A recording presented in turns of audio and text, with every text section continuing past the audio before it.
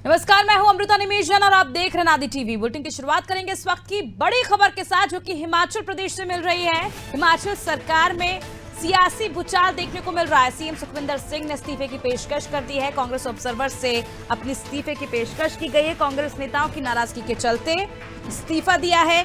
हिमाचल में शाम तक नए नेता का चयन किया जा सकता है। सुखविंदर सिंह सुक्खू ने आला कमान से बात भी की है। तो इस वक्त की बड़ी खबर आपको बता रहे हैं, हिमाचल सरकार में सियासी भूचाल देखने को मिल रहा है। सीएम सुखविंदर सिंह ने इस्तीफे की पेशकश कर दी है। तो हिमाचल प्रदेश में राज्यसभा के नतीजों के बाद शुरू हुआ बवाल थमने का नाम ही नहीं ले रहा है। पार्टी के 6 विधायक बागी हो गए, जिन्होंने बीजेपी प्रत्याशी को वोट दिया। उसके बाद अब सुक्खू सरकार में शामिल वीरभद्र सिंह के बेटे विक्रमादित्य सिंह ने मंत्री पद से इस्तीफा दे दिया है। वहीं कांग्रेस की ओर से सरकार को बचाने के लिए डैमेज कंट्रोल किया जा रहा है। चलिए, ज्यादा जानकारी के लिए हमारे साथ एसोसिएट एडिटर प्रभु पटेरिया जी जुड़ चुके हैं। प्रभु जी, जिस तरह से हिमाचल सरकार में अब एक सियासी भूचाल देखने को मिल रहा है, बगावत देखने को मिल रही है, क्या लगता है किस तरह से कांग्रेस पार्टी समय रहते डैमेज कंट्रोल करेगी?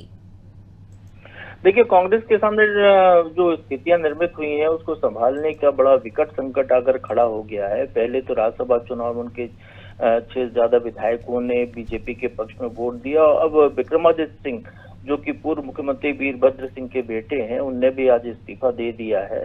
तो निश्चित तौर पर सरकार जो है राज्यसभा चुनाव की वोटिंग के हिसाब से देखें तो अल्पमत में आ चुकी है और सरकार को बचाने के प्रयास में के तहत की और भी विधायक उनके न टूटे। तो वो सबसे बड़ी जो एक चीज वहां पर निकल कर आई है कि वहां के जो नेता है उनको मुख्यमंत्री के प्रति नाराजगी है और वो नाराजगी को दूर करने के कैसे प्रयास किए जाए, लोगों को मनाया जाए। तो सुक्खू ने इसको लेकर पहल की है। उन्होंने केंद्र आलाकमान को कह दिया है कि सरकार को बचाने के लिए वो इस्तीफा देने को तैयार हैं और इसके बाद यदि स्थितियों में सुधार की कोई गुंजाइश दिखती है तो कोशिश वहां पर जारी है। लेकिन दूसरी तरफ ही विधानसभा में बीजेपी के पूर्व मुख्यमंत्री जयराम ठाकुर समेत 15 बीजेपी विधायकों को निष्कासित कर दिया गया है। वो गर्भगृह में जाकर प्रदर्शन कर रहे थे इसके आधार पर। तो वो भी एक सरकार बचाने की कोशिश के तहत उठाया गया कदम माना जा सकता है। हालांकि वो विधायक राज्यपाल से मिलने पहुंचे हैं और वो अपने जो निष्कासन है उसको रद्द कराने की बात कर रहे हैं कि गलत तरीके से उनको निष्कासित किया गया है। तो निश्चित तौर पर ये बड़ा संकट कांग्रेस के सामने आकर खड़ा हो गया। वो ये तब संकट खड़ा हुआ है जबकि भारत जोड़ो न्याय यात्रा पर राहुल गांधी निकले हुए हैं। सोनिया गांधी को पहले हिमाचल से राज्यसभा भेजने की तैयारी चल रही थी और कांग्रेस के बड़े नेता अभिषेक मनु सिंघवी को वहां से राज्यसभा का उम्मीदवार बनाया गया। और सरकार के होने के बावजूद, बहुमत होने के बावजूद बीजेपी अपने इकलौते उम्मीदवार, कांग्रेस अपने इकलौते उम्मीदवार को राज्यसभा में नहीं भेज पाई। बीजेपी का उम्मीदवार राज्यसभा चला गया कांग्रेस के विधायकों के सहयोग से। तो ये कांग्रेस के अंदर जो अंतर विरोध चल रहा है वो खुलकर प्रदर्शित हुआ है। सरकार पर बड़ा भारी संकट यहाँ पर दिखाई दे रहा है। बिल्कुल प्रभु जी, जिस तरह से हम देख रहे हैं सरकार पर एक भारी संकट जो यहाँ पर दिखाई दे रहा है। मंत्री विक्रमादित्य सिंह ने भी मंत्री पद से इस्तीफा दे दिया और कहीं ना कहीं प्रतिभा सिंह के चेहरे पर जिस तरह से कांग्रेस ने चुनाव लड़ा था और उसके बाद सीएम किसी और को बना दिया, कि कहीं ना कहीं वो चीज भी उन्हें खलती रही है। क्या लगता है, क्या इसका फायदा पीछे से बीजेपी उठा सकती है लोकसभा चुनाव से ठीक पहले? निश्चित तौर पर बीजेपी की पूरी कोशिश है। कांग्रेस का जो अंतर विरोध वहां पर उभर कर सामने आया है, प्रतिभा सिंह हो, विक्रमादित्य सिंह हो, तमाम जो हिमाचल के नेता हैं उनको दरकिनार कर जिस तरीके से सुखविंदर सिंह सुक्खू को मुख्यमंत्री बनाया गया था, वो 14 महीने के अपने कार्यकाल में नाराज नेताओं को मना नहीं सके और नाराजगी लगातार बढ़ती चली गई और इस स्तर तक चली गई कि बगावत का विस्फोट वहां पर दिखाई दे रहा है। तो ये कांग्रेस के लिए बड़ी चुनौती वहां पर उभर कर सामने आई है और बीजेपी के लिए तो खुला खेल सामने दिखाई दे रहा है कि कांग्रेस के अंदर ही फूट पड़ी हुई है। कांग्रेस के विधायक उनकी तरफ जाकर वो उनके समर्थन में वोट कर गए और अब विक्रमादित्य सिंह का इस्तीफा हो गया, कुछ और विधायक टूट सकते हैं। तो निश्चित तौर पर बीजेपी वहां पर सरकार बनाने की स्थिति में होगी और इससे बीजेपी को लोकसभा चुनाव के तहत भी बीजेपी को फायदा होगा।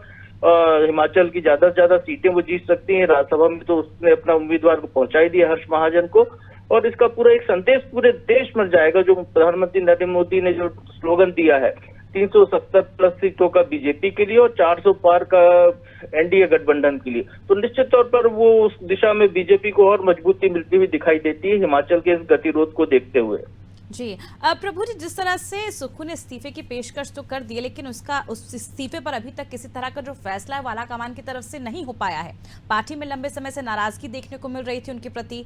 क्या लगता है, सीएम बदलने से क्या बात बन जाएगी कांग्रेस में? देखिए, एक तरीके से जो दिख रहा है तो पतंग उनके हाथ से डोर छूट चुकी है, ऐसा दिखाई दे रहा है कांग्रेस के हाथ से। और बीजेपी पूरे मामले पर पैनी नजर रखे हुए है, स्थितियों को देखे हुए। तो यहाँ कोई समझौते की यदि गुंजाइश दिखती है, नाराज नेताओं को मनाने की संभावना दिखती है, तो बीजेपी निर्दलीय विधायक और अन्य विधायकों के दम पर सरकार बनाने का दावा पेश कर सकती है। क्योंकि राज्यसभा चुनाव में मत विभाजन जो हुआ है वो साफ साफ दिखाई दे रहा है कि वहां पर जो है 34 विधायक दोनों तरफ थे। और उसके बाद अब एक विक्रमादित्य सिंह ने इस्तीफा दे दिया है, खुलकर वो भी बाहर हो गए। तो कांग्रेस के यदि कहें तो 33 विधायक सदन में दिखाई दे रहे हैं। तो सरकार अल्पमत में दिखाई दे रही है। तो निश्चित तौर पर वहां पर अब बीजेपी के लिए संभावनाएं बढ़ी हुई हैं। कांग्रेस में मनाने के प्रयास तो जरूर हो रहे होंगे, राहुल गांधी भी कोशिश कर रहे होंगे, प्रियंका गांधी की बातचीत चल रही होगी, खड़गे जी बात कर रहे होंगे, लेकिन वो स्थिति संभलती हुई फिलहाल दिखाई नहीं दे रही। बहुत बहुत शुक्रिया प्रभु जी तमाम जानकारी। तो देखिए, जिस तरह की स्थिति इस वक्त कांग्रेस पार्टी में देखने को मिल रही है, हिमाचल प्रदेश में जिस तरह से सीएम सुखविंदर सिंह ने इस्तीफे की पेशकश कर दी है। हालांकि आलाकमान ने अब तक इसे लेकर किसी तरह का जो निर्णय है वो नहीं दिया है। और अब देखने वाली बात होगी कि आखिर कांग्रेस आने वाले समय में किस तरह से डैमेज कंट्रोल करती है, या फिर बीजेपी इसका पूरी तरीके से लोकसभा चुनाव से पहले फायदा उठा लेती है। क्योंकि बीजेपी का जिस तरह से टारगेट है 370 पार का, इस टारगेट को पूरा करने के लिए अब कहीं ना कहीं बीजेपी को हिमाचल में जो पार्टी के अंदर जो अंतरकलह थी वो कहीं ना कहीं निकलकर सामने आ गई है। जिस तरह से विक्रमादित्य सिंह ने अपने मंत्री पद से इस्तीफा दे दिया है, अपना दुख भी प्रकट करते हुए नजर आए कि किस तरह से उनके पिता के साथ भेदभाव किया गया था। उनके पिता ने कई बार सरकार बनाई कांग्रेस पार्टी की, उसके बावजूद भी उनकी माता के चेहरे पर चुनाव लड़ा गया और उसके बाद उन्हें सीएम नहीं बनाया गया और किसी और को सीएम बना दिया गया, यानी कि सुक्खू को सीएम बनाया गया। तो उसके बाद से कहीं ना कहीं जो ठेस थी वो उनके अंदर थी और आज वो निकलकर मीडिया के सामने आ गई। अब देखने वाली बात होगी कि किस तरह से बीजेपी इसका पूरा फायदा उठाती है या फिर कांग्रेस समय रहते इसे डैमेज कंट्रोल करने में कामयाब हो पाती है।